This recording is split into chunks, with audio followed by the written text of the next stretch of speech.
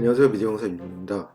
오늘은 미디어스쿨 두 번째 시간으로 우리가 유튜버가 되기 위해서는 어떤 자질들이 좀 필요한지, 그리고 어떻게 하면 유튜브라는 그 플랫폼 환경을 슬기롭게 건전하게 사용할 수 있는지에 대한 이야기를 여러분들과 나눠보도록 하겠습니다.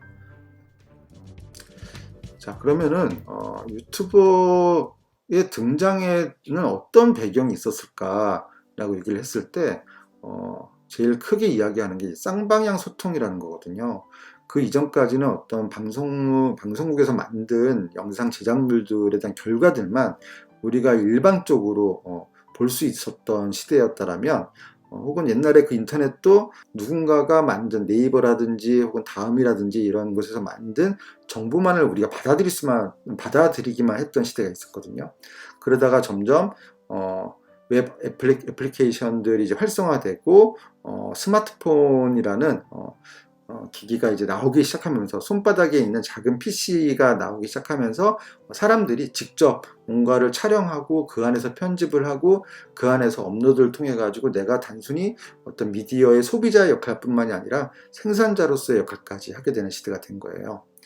그리고 지금은 요즘 빅데이터라는 얘기를 많이 들었지만 웹 3.0 시대라고 해서 지금은 여러분들의 생활 패턴까지 인공지능이 다 인식을 해서 여러분들에게 맞게, 특히나 이제 유튜브 알고리즘 같은 경우는 여러분들이 검색하는 단어들에 맞게 여러분들의 취향을 미리 파악한 다음에 거기에 맞춤형 콘텐츠들을 제작하고 있는 게 현실이죠. MCN이라는 이야기 혹시 여러분들 들어본 적 있나요? MCN? MCN은 멀티 채널 네트워크라고 해서 이거는 미국에서, 유튜브는 처음에 미국에서 만들었으니까 미국에서 시작을 한 거고, 우리가 연예인들이 기획사가 있듯이 미국에서 유튜브 활동하는 사람들이 많이 늘어나다 보니까 저 사람들을 내가 매니지먼트를 하면서 저 사람들이 뭔가를 창작할 수 있는 환경을 제공하고 어떤 저작권 문제라든지 그런 뭐 돈 이윤적인 관리들을 내가 해주고 일정한 수수료를 내가 먹고, 유튜버들은 이제는 컨텐츠에만 집중을 하게 되고 촬영이나 편집도 내가 안 해도 되고 나는 내 캐릭터와 나의 아이디어만 가지고 있으면 된다. 그래서 조금 이제 유튜버들을 관리하는 연예 기획사라고 생각하시면 될 거예요. 그래서 우리나라에는 여러분들 알다시피 뭐 트레저 헌터라는 것도 있고 뭐 샌드박스, 다이아 TV 뭐 이런 곳들이 이제 그런 MCN 역할을 하는 곳들이고, 외국에는 더 많은 MCN 회사가 있다고 생각하시면 돼요. 여러분들 만약에 뭐 내가 유튜브 컨텐츠를 한두 개 올린 친구들은 어느 날 어떤 회사에서 전화가 띠링띠링 와서 여러분들이 만든 컨텐츠가 재밌는데 혹시 우리 회사에 소속이 돼가지고 우리가 많은 지원을 해줄 테니까 유튜브가 될 생각이 없느냐 라는 전화가 올 수가 있어요. 만약에 그 전화가 온다라면 그곳이 바로 MCN, 멀티 채널 네트워크라고 생각하시면 됩니다. 자, 그러면 유튜브는 어떤 과정을 통해서 만들어지는지 잠깐 얘기를 해볼게요. 영상은 크게 세 가지 단계에서 만들어지는데, 첫 번째 단계는 준비죠. 어떤 이야기를 할 것인가에 대한 준비가 돼야 되는 거고, 그리고 촬영이 돼야 되는 거고, 편집이 되고, 업로드를 해야 되고, 이런 과정들에서 만들어지는 게 이제 영상인데, 처음에는 내가 어떤 컨텐츠를 만들 것인지 대한 기획적인 부분들, 영상을 구상하는 단계가 있을 거고, 그 다음에는 이걸 내가 표현하기 위해서는 어떤 장비들이 필요하지, 그게 스마트폰일 수도 있고, 혹은 뭐 미러리스 카메라일 수도 있고, 그런 장비들을 준비를 하고 촬영도 직접 본인이 하고 편집도 하고, 그리고 나의 채널을 만들어서 편집한 거로 스마트폰에 담겨있는 영상이 끝이 아니라 내가 유튜브 채널을 만들어 가지고 그것에 이제 업로드 시키는 것까지가 유튜브 콘텐츠가 만들어지는 과정이라고 생각하시면 돼요. 구글 아이디가 있어야지만 유튜브 채널을 만들 수 있기 때문에 우리나라 같은 경우는 15세 이상부터 그걸 만들 수 있는 걸로 알고 있어요. 부모님의 허락하에 만들 수 있고요. 혹은 뭐 그냥 삼촌이라든지 다른 사람 거로 하는 친구들도 있는데, 정식으로 만들기 위해서는 15살부터 시작하는 거라고 생각하시면 될 것 같습니다. 유튜브로서 활동한다는 거는 어떤 일일까요? 여러분들 굉장히 뭐 연예인 같고 인기도 많고 유튜브 구독자라 뭐 이런 시청 시간이 늘어나면 친구들한테 자랑하고 싶기도 하지만 굉장히 버겁고 힘든 일이기도 하거든요. 보통 유튜버들이 일주일에 2개의 컨텐츠를 업로드 시킨대요, 요즘엔요.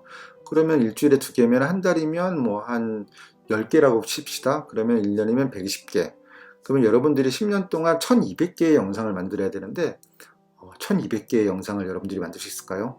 그래서 뭐 처음에는 호기심 때문에 혹은 뭐 나의 꿈과 관련해서 열심히 유튜브 컨텐츠를 찍는 친구들도 있는데 정말 내가 좋아하는 게 뭐고 정말 내가 잘하는 게 뭔지에 대한 파악이 첫 번째 돼야지 내가 좋아하는 거는 뭐 1000번을 얘기해도 10,000번을 얘기해도 할 수 있는 거니까 이제 그렇지 않고 나는 별로 좋아하지 않는데 시청자들만 좋아하는 걸 한다라는 거는 결국은 한 2번, 3번 찍다가 내가 지쳐서 나가 떨어지게 되어 있거든요.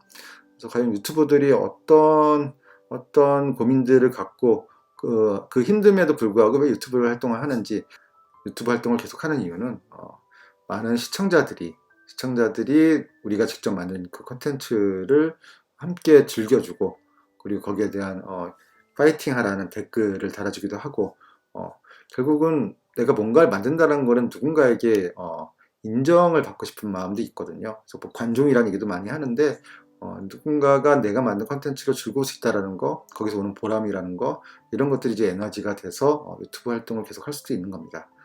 그래서 사실은 많은 친구들은 유튜버들이 이제 수입이 돈을 많이 번다는 이유로, 그 이유로 유튜버를 하려는 친구들도 있는데 내가 즐기는 걸 하다 보면은 그런 요소들은 자연스럽게 따라오는 거라고 생각을 하고 여러분들이 유튜브를 한번 그래도 미래의 직업 중에 하나니까 유튜버라는 직업을 그렇게 한번 받아들였으면 좋겠습니다.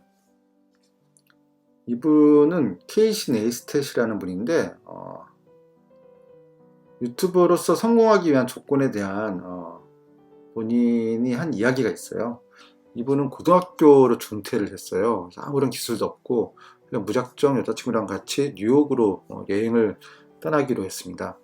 그때 형한테 연락을 해서 뭔가 기술을 좀 배우고 싶었는데 형이 이제 사진 촬영하는 방법, 동영상 촬영하는 방법에 대한 것들을 전달을 해준 거예요. 근데 원래는 옛날에는 이제 그런 기술들은 돈 있는 사람들이 영화과를 나온다거나 어떤 뭔가 미디어를 전공한 사람들만 할 수 있었던 것이었는데 그냥 혼자 배운 걸 가지고 영상을 찍기 시작한 거죠. 갑자기 이 사람이 이제 유명해지게 된 계기가 뭐냐면 아이팟이라는 음악을 듣는 애플에서 나온 제품이 있었는데 아이팟에 숨겨져 있는 뭔가 좀 더러운 비리 뭐 이런 식의 컨텐츠를 만들었는데 그게 이슈화된 거예요. 구독자가 한 번에 확 늘어나게 된 거고요. 그래서 성공할 것처럼 잘 나가다가 불의의 또 교통사고를 당하게 돼요. 2년 동안 거의 이제 재활 활동을 받는 순간도 있었고 그러던 중에 이제 그거를 지켜보고 있던 나이키라는 회사에서 나이키 신발 광고를 케이시 네스텟한테 이제 부탁을 한 거죠. 이제 그 광고가 또 성공하면서 또 이분이 만드는 그 영상 스타일이 지금의 우리가 많이 쓰는 이제 브이로그 스타일이라든지 혹은 테크 유튜버들이 하는 스타일에 대한 거의 교과서적인 면을 많이 보여주거든요.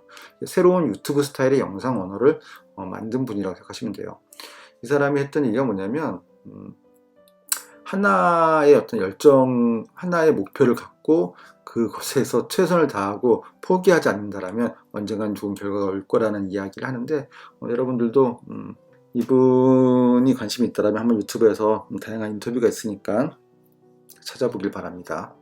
유튜브는 명예의 전당이라고 유튜브 스페이스라는 곳을 1년에 한 번씩 저렇게 이제 잘 나가는 유튜버들을 초대하는 그런 자리를 마련해요. 그래서 스타 크리에이터들의 특징을 살펴보니까 몇 가지 특징들이 있었는데 그중에 첫 번째가 확실한 컨셉을 갖고 있고 확실한 주제가 있는 그런 걸 가지고 이야기를 만든다는 거였고 다른 사람들이 하지 않는 차별성이 있었다라는 것들 그리고 사회적 이슈라든지 인기글, 유머 등 지금 현재 대중들이 원하는 것이 무엇인지를 잘 파악하고 있었다라는 것들 그리고 무엇보다도 동영상을 꾸준히 올리는 성실성을 보였다라는 것 사실 이 성실성이 제일 중요한 요소 중에 하나거든요. 그래서 여러분들이 사실은 뭐 학교를 다니면서 유튜브 활동을 한다는 것은 쉽지가 않아요. 또 공부도 하면서 이걸 같이 만들어야 된다는 게 어떻게 보면 시청자들하고의 약속이기 때문에 쉽지는 않지만 혹시나 이게 꿈인 친구들은 취미로 제일 6번째에 있는 것처럼 한 단계씩 천천히 취미로 접근을 하면서 시작하는 것도 좋습니다. 그리고 5번째에 있는 요소처럼 영상이나 편집에 대한 기술이 여러분들이 알고 있어야 되는 거지만 옛날에는 뭐 아주 고가의 장비들이 있어야지만 할 수 있었던 영역이었는데 지금은 스마트폰이 워낙 좋아졌기 때문에 스마트폰으로 동영상을 촬영하고 편집하고 업로드 할 수도 있습니다. 자, 다음은 유튜브를 올바르게 보기 위한 우리가 좀 유의할 점들에 대한 이야기를 좀 할 건데요. 유튜브는 굉장히 재밌죠. 그러니까 그러니까 동영상으로 소통을 하기 때문에 또 내가 모르는 것들을 동영상으로 설명해 주기 때문에 좋은 점도 굉장히 많지만 유튜브는 사실은 약간 단점도 많이 갖고 있는 플랫폼이기도 해요. 여러분들 좀 가짜뉴스와 관련된 이야기도 많이 듣지만 모두가 방송국이다 보니까 각자가 생각하는 것들을 마치 진짜인 것처럼 만들어서 많은 사람들과 공유하는 일도 있고, 혹은 다른 사람이 잘못 올린 영상들을 어떤 사실 확인, 팩트 체크가 되지 않은 영상들을 내가 좀 짜집기 편집을 해서 아무런 검토도 하지 않고 올리는 일도 많고, 그러다 보니 확인되지 않는 정보들이 굉장히 많이 널리 퍼져 있는 곳일 수도 있고, 그 안에는 과장 혹은 허위 사실들이 유포되는 경우도 많이 있어요. 그래서 여러분들이 지금은 너무나 많은 미디어 콘텐츠들이 이렇게 넘치는 시대이기 때문에 그런 것들을 잘 한 번 정도 더 멈춰서 생각해보고 다른 거, 좀 믿을만한 뭐 언론사라든지 믿을만한 사이트와 비교해보는 이런 습관들을 키워야 돼요. 그리고 또 유튜브는 유튜브 알고리즘이 있기 때문에 여러분들이 검색하는, 여러분들이 즐겨보는 것에 맞게끔 내용들을 이렇게 제공을 하거든요. 그래서 여러분들의 소비 패턴, 영상 소비 패턴에 따라서 여러분들이 원하는 것만 보여주기 때문에 다양한 것들을 여러분들이 접할 기회가 있을 수 없어요. 처음에 유튜브를 처음 로그인했을 때는 다양한 콘텐츠들, 다양한 장르들을 다 경험할 수 있겠지만 어느 순간부터 내가 게임에 대해서 검색을 했는데 그 다음부터는 게임과 관련된 영상들만 여러분들에게 제공을 하게 돼 있거든요. 그 이유는 광고랑 관계가 있어요. 여러분들이 좋아하는 걸 계속 봐야지 컨텐츠가 소비가 돼야지 광고를 보게 되는 거거든요. 잘못 사용하면은 정보의 편식을 하게 된다라는 거. 또 한 가지는 이제 많은 사람들이 성공에 대한 아이콘으로서 유튜브를 바라보기 때문에 조회수를 늘리기 위해서 굉장히 폭력적이거나 선정적인 영상들을 많이 올리는 경우가 있어요. 그래서 그런 것들도 선별해서 봐야 되고, 그리고 유튜브는 어떤 법으로 규제할 수가 없어요. 유튜브는 기본적으로 기업이기 때문에 기업은 이윤이 목표이잖아요.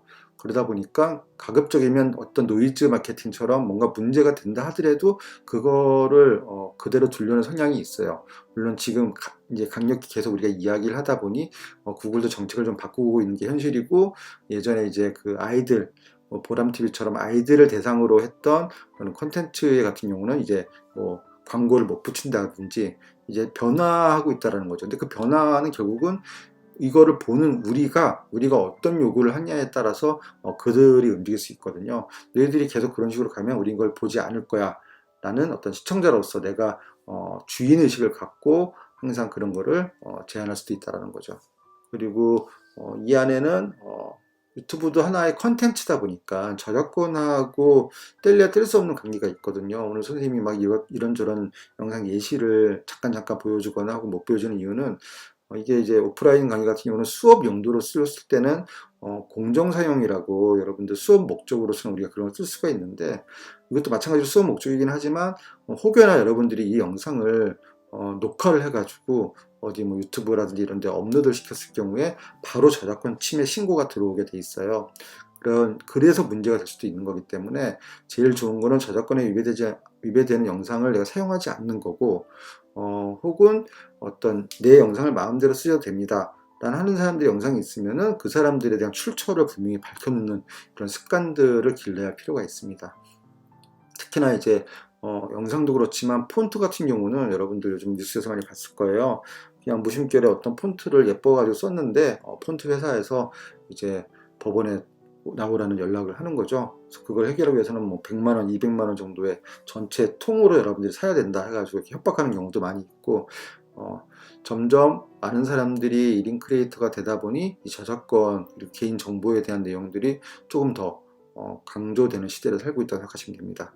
특히나 또 개인정보와 관련해서는 이제 초상권, 내가 누군가를 찍을 때도 그 사람에 대한 동의가 분명히 있어야지 그냥 무심결에 찍었다가 그걸 업로드했을 때 혹여나 그 영상을 누가 보게 됐을 때 거기에 대한 신고가 들어오게 되면은 또 법적인 책임을 지게 되기 때문에 여러분들 항상 초상권과 저작권에 대한 그런 주의가 필요하다는 말을 전해드리고 싶습니다.